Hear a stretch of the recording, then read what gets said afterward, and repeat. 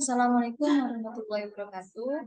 Eh, Perkenalkan, saya Nabil Azara, NIM 05061282025022 akan menjelaskan tentang penerapan Certification Standard Operational Procedure atau SSOP dan Good Manufacturing Practice GMP dengan pengolahan filet ikan ekor kuning Cesio Kami beku di PT Duta Buana Pasifik, Bangka Belitung.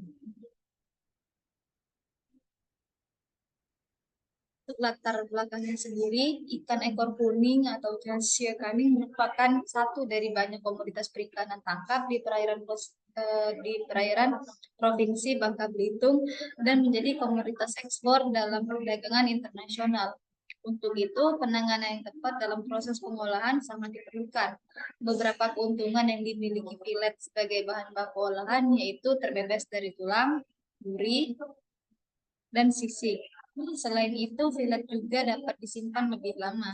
Pemanfaatan ikan ekor kuning sudah sejak lama digunakan sebagai salah satu produk perikanan yang terus dikembangkan untuk mendukung kebutuhan lokal dan internasional.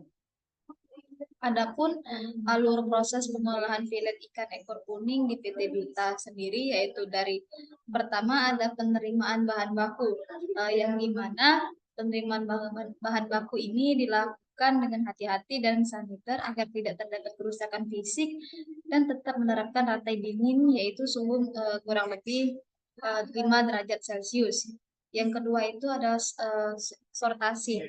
Sortasi ini dilakukan dengan cara ikan dipisahkan berdasarkan ukuran, jenis, serta memisahkan ikan yang baik, yang mutunya baik atau yang tidak baik. Yang ketiga, ada pencucian pertama. Pencucian pertama ini dilakukan agar kotoran yang menempel pada tubuh ikan seperti lendir dan darah dapat dihilangkan. Nah, pencucian dilakukan dengan cara ikan direndam dengan air es di dalam bak di fiberglass. Yang keempat itu ada pemfiletan. Pemfiletan itu dilakukan dengan cara meletakkan ikan di atas meja stainless yang diberi alas telenan agar daging ikan dapat dipisahkan dengan tulang, kepala, dan isi perut. Yang kelima itu ada perapihan. Perapihan ini dilakukan setelah tahap pemfiletan, di mana daging ikan yang sudah difilet digunting pada bagian daging yang berwarna merah saja, dengan menyisakan sedikit daging merah pada ujung ekor. Proses perapian terdapat kekurangan, yaitu pada saat proses perapian tersebut, karyawan tidak menggunakan sarung tangan, sehingga ditakutkan akan terjadi kondisi yang tidak saniter ataupun kontaminasi silam karena bersentuhan langsung dengan tangan karyawan. Yang keenam itu ada pencucian kedua. Dilakukan dengan cara menampung air dalam bak yang telah disediakan dan dicampurkan es balok agar suhu dan mutu ikan tetap terjaga dan diganti secara berkala apabila sudah mulai keruh dan berlemak. Yang ketujuh itu ada penimbangan. Penimbangan dilakukan di atas timbangan digital yang telah dikalibrasi. Proses penimbangan ini bertujuan untuk mengetahui berat daging ikan yang akan disusun dan disimpan di dalam pan. Yang kedelapan itu ada penyusunan dalam pan, dilakukan dengan menyusun satu persatu dalam pan stainless dengan rapi. Setelah penyusunan selesai, kemudian karyawan akan memasukkan pan ke dalam plastik polietilen. Yang kesembilan ada pembekuan. Pembekuan itu dilakukan dengan menggunakan pembekuan ABF berkapasitas 3 ton dengan 3 blower dan setiap produk yang akan dimasukkan ke dalam ABF dicatat oleh tali untuk memudahkan perhitungan jumlah produk yang akan dibekukan dengan lama proses ini dilakukan minimal 12 jam. Yang ke-10 itu ada pengemasan. Pengemasan ini dilakukan dengan memasukkan memasukkan blok-blok ikan ke dalam kemasan master carton sebanyak 10 blok. Yang ke-11 ada penyimpanan beku. Penyimpanan beku ini bertujuan untuk mempertahankan mutu dari produk sebelum dikirimkan dengan mempertahankan suhu produk yang rendah. Produk dapat disimpan selama 18 bulan jika produk disimpan pada suhu minus 18 derajat Celcius atau di bawahnya di dalam cool strong. Dan yang terakhir itu ada pengangkutan.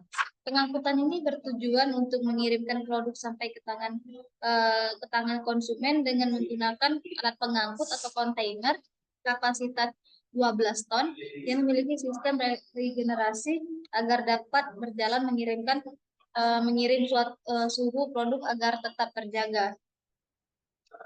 Selanjutnya itu untuk sanitasi atau SSOP di dalam perusahaan ini sendiri, selama proses pengolahan filet ikan ekor kuning sudah diterapkan dengan baik, eh, malah sangat baik. Pada PT Duta Buana Pasifik telah menerapkan 8 kunci SSOP yang meliputi air dan es, permukaan yang kontak dengan makanan, pencegahan kontaminasi silang, menjaga fasilitas cuci tangan, bahan kimia, pelabelan, penyimpanan, monitoring kesehatan karyawan, dan pengendalian hama.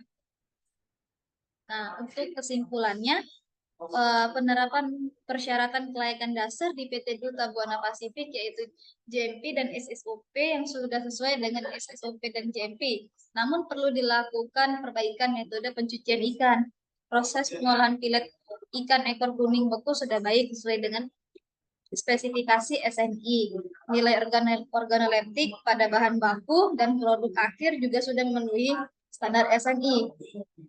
Hasil pengujian mikrobiologi seperti ART, E. coli, Salmonella, bahan baku sudah sesuai dengan SNI. Pada produk akhir sudah sesuai juga dengan SNI dan penerapan rantai dingin sudah dilakukan dengan baik.